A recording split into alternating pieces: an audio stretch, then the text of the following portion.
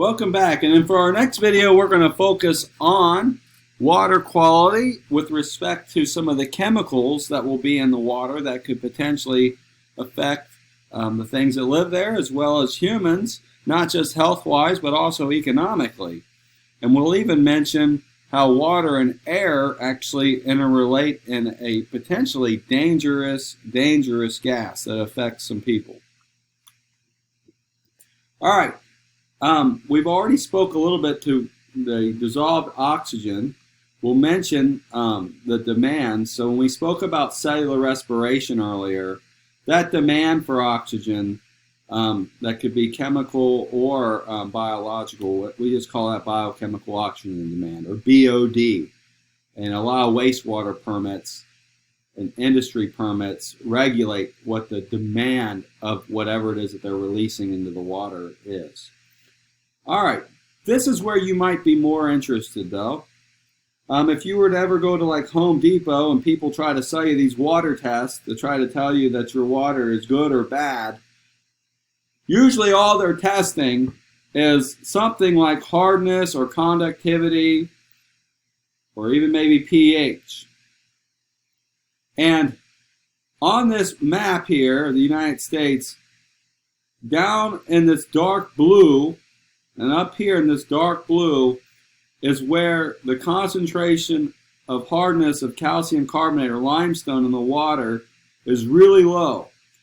The two most important divalent cations that make the water hard are calcium and magnesium. Those two are what make the water harder, or their absence is what makes it typically soft.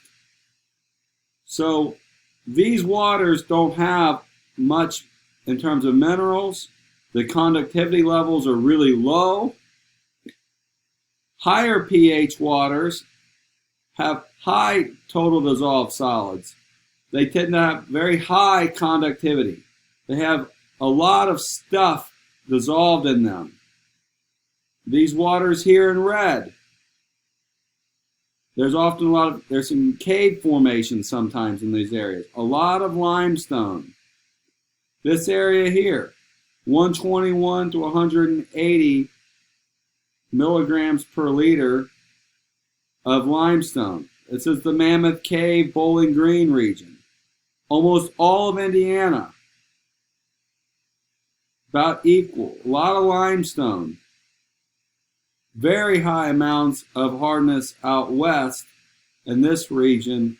I'm not for sure if it's from calcium or magnesium, but I guess here it says it's calcium carbonate. So a lot of limestone.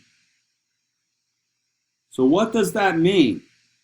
Well, when you have hard water, a lot of calcium in the water in particular, it will build up in the hot water heaters. As the hot water heaters heat the water up, it'll almost form like a gravelly compound. It's this limestone in the bottom of it. It also doesn't lather well with soap. So people who go to places that have hard water will need to use a lot more soap for them to be able to get the same, soapy effect. Laundry detergent. If you're in an area that's got hard water, you may be more accustomed to using more laundry detergent. And if you were to go to a soft water area and use the same amount, you would cause soap suds everywhere. Hard water does not lather well. The calcium binds and bonds with the soap. EPA has what are called secondary standards for total dissolved solids, for the amount of usually calcium in the water. But secondary standards are not associated with human health. Secondary standards are related to things that are aesthetic, how it looks, maybe how it tastes, whether it's going to have an economic impact on the water user, those kinds of things. Hard water is more of a nuisance. Having a lot of calcium in your water is not going to hurt you with respect to your health. They've done a lot of studies on it. That's not really the problem. But it can foul your hot water heater out. It can clog up your pipes. You have to clean off the bathtub more frequently.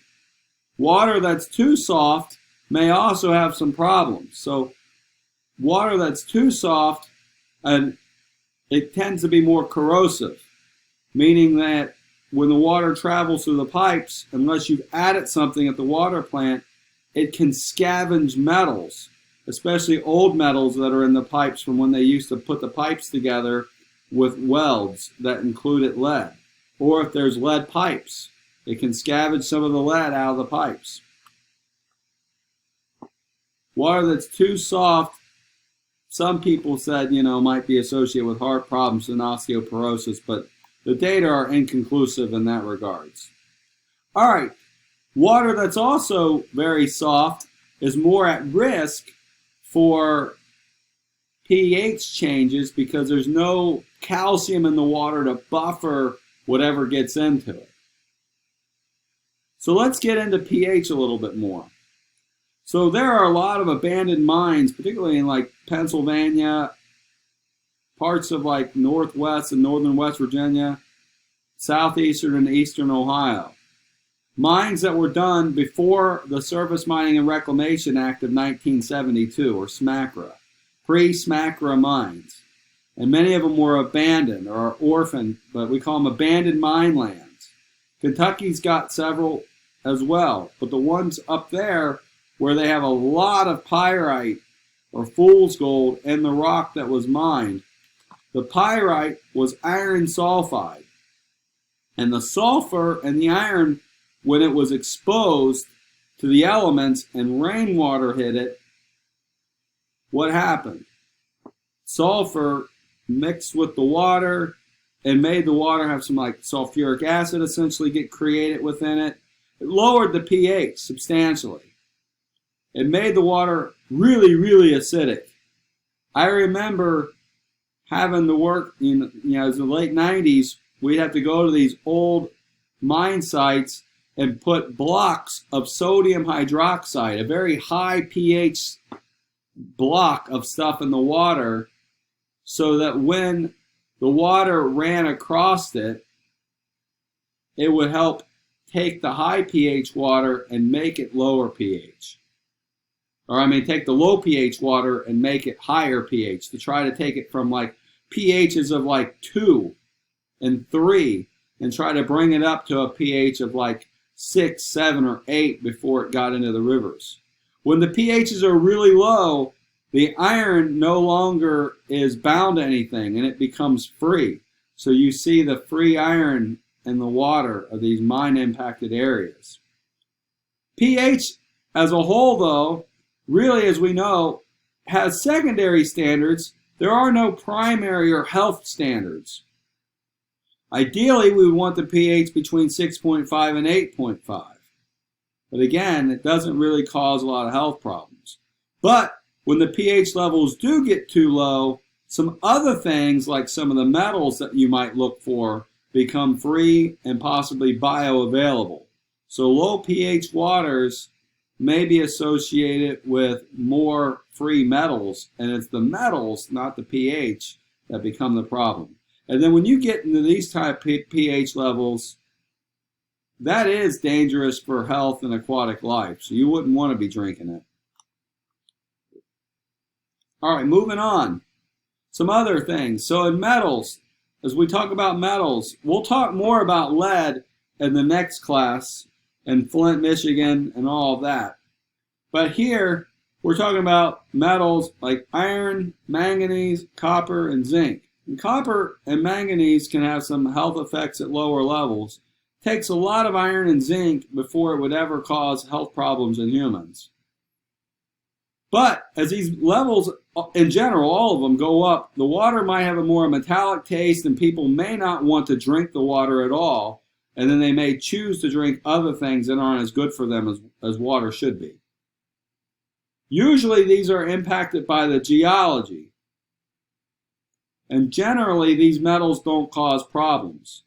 People on well water, private water systems may have this. Public systems usually don't have these problems.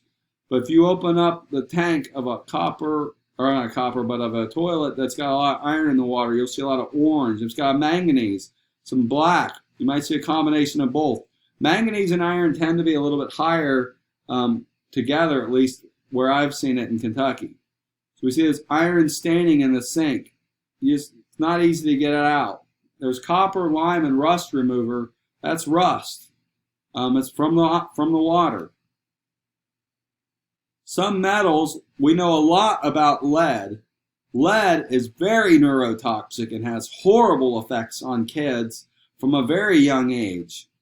Manganese may also impair IQ. So children with higher levels of hair manganese didn't do as well in school. And that's just a study not too long ago. It was an environmental health perspectives.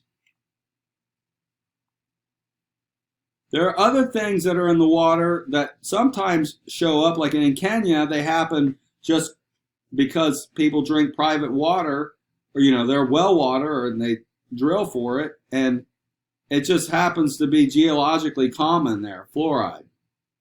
But fluorides are added to the water in the United States to reduce dental cavities. Too much is bad for our teeth, dental fluorosis. We don't have that problem in the United States. There's no evidence of that happening in the U.S. Some communities want to ban fluoride because they think it's dangerous, and it's kind of the purist debate. But the regulations have been lowered down to 0.7 milligrams per liter. Some of the books that I've used for the water classes have showed higher levels, but it's 0.7. All the public health officials recommend it. Europe hasn't necessarily banned water fluoridation. They just don't put fluoride in their water. Why? They put fluoride for preventing cavities in their population in salt and in foods. Just like we put iodine in our salt in the U.S. so that people get enough iodine. So rather than putting it in water, they put it in their food, in their diet. So we could do it differently in the U.S. All right. Next, we're going to talk real quickly about chlorine. We use chlorine. It can occur naturally, but we add a lot of chlorine to water. Chlorine's added to the water to make the water safe for us to either drink or swim in. So it should be at least 0.2 for water disinfection. Usually a lot of places recommend higher levels that should be maintained. Residual, the leftover chlorine in the water, should always be at least, actually more like 0.3 to 0.5 milligrams per liter of chlorine in the water. Swimming pools should have higher levels in our drinking water. But if we add too much chlorine to the water and we have organic compounds, or people are urinating in the water, or if people are sweating in the water, the formation of carcinogenic gases in swimming pool environments is something that we would worry about. And those things, before we worry about being carcinogens, they can also irritate us. So call them disinfection byproducts. We want to clean and filter our water as much as possible before we would ever treat drinking water with chlorine. As we add chlorine to untreated water, it forms a lot of these cancer-causing compounds. So it's not just a problem with disinfecting drinking water, but like I said, swimming pools that have a lot of people using them can also have disinfection byproducts. Disinfection byproducts are cancer-causing compounds, and they're regulated. And these are just a few of the examples: trihalomethanes, haloacetic acids. We don't form them as much if we have clean source water at the drinking water plant. We don't form them as much in the swimming pools if people aren't tracking in dirt or bringing stuff into the pools. We can reduce their effect in swimming pool environments if the pools are outside, or if we've got good ventilation and good air handlers in the pools. All right, next we're going to talk about sulfates. Sulfur makes water smell like rotten eggs. People who have wells that have a high amount of it, you might smell the sulfur smell. Sewage has a lot of sulfur in it, so you can smell the hydrogen sulfide gas from sewage. There are no primary standards for sulfur. Again, no health effects. But there are secondary standards. The EPA says at 250 parts per billion, this stuff is going to make the water smell like rotten eggs and people aren't going to want to drink it. So this is what makes sewage smell bad. And elevated levels of hydrogen sulfide gas, there's no oxygen there. If you have very high levels of it in confined spaces, it means that there's no oxygen for the people that are maybe working in that manhole covered area. If you go down into a sewer, and people die from this stuff. And if there's high amounts of hydrogen sulfide, the hydrogen sulfide means that there's not much oxygen in there, and our body attaches to this stuff, our cells, our red blood cells. And just like carbon monoxide poisoning, hydrogen sulfide poisoning prevents our body from getting oxygen to attach to our red blood cells, and we can die from it. So a lot of people die from hydrogen sulfide gas exposure when they go into confined spaces. So this is why people have to do confined space permit training, so that they know how to work around hydrogen sulfide gas.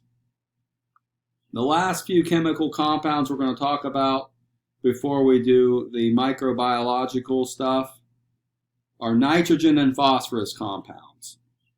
So nitrogen and phosphorus, N and P, they're nature's fertilizers. They come in the form of ammonia, nitrate for nitrogen. They're associated with sewage pollution, animal agriculture runoff from both chemical fertilizers that were made, nitrogen and phosphorus, to even phosphorus from manure and nitrogen from manure. There are detergents. They used to add a lot of phosphorus to our laundry detergent so it could get in at the sewer plants. And a lot of nitrogen and phosphorus makes plants and algae grow really well, including harmful algal bloom formers like cyanobacteria. In parts of Kentucky that have a lot of wells and there's a lot of agriculture, we worry about blue baby syndrome. The nitrates, if they're in the water, can actually get into mom. Mom drinks her water, and if baby's developing down there, the nitrate passes into the baby, and the nitrate sticks to the fetal hemoglobin, which means that that's the chemical in the red blood cell of the baby. And the nitrate sticks to the hemoglobin, and then the baby cannot get oxygen from the mom to the baby's lungs, and the baby ends up potentially not getting enough oxygen and not developing properly in the baby. Fetal hemoglobin is the baby's way of stealing oxygen from mom. It's the only way that the baby can get the oxygen to start growing in that fetal development stage. The newborn babies also keep fetal hemoglobin shortly into their life after they're born. So until their hemoglobin switches to adult hemoglobin, which is a few months into their life, sometimes a few weeks to a month or so, if they're exposed to nitrates, the nitrate, NO3, has a strong affinity to fetal hemoglobin, and it prevents oxygen from sticking to it. And the nitrate doesn't come off. So what ends up happening is the baby starts to turn blue. And it would even turn blue inside the mom, as there's not enough oxygenated red blood cells. So the veins, the unoxygenated stuff, starts to take the color. So it stays bluer. So we worry about nitrates and blue baby syndrome. So that's why mothers are sometimes told, don't drink well water. Babies should not be drinking well water, especially if there's a concern about nitrates in the water. Newborns, all the way from the time they're born all the way up to 3 months, are at the greatest risk. And in parts of Kentucky that are called karst, or the cave-impacted regions of the state, are the greatest risk areas, because if you've got a well and caves, it's very easy for stuff that's got a lot of nitrogen and phosphorus on the surface to get into the caves, and then people drink that water. All right, water can also have radioactive particles. I'm going to kind of stop it right there. We've got these review questions, so hopefully this is pretty helpful. I'll give you some quiz questions on this, and we'll stop there. And the next video will focus on biological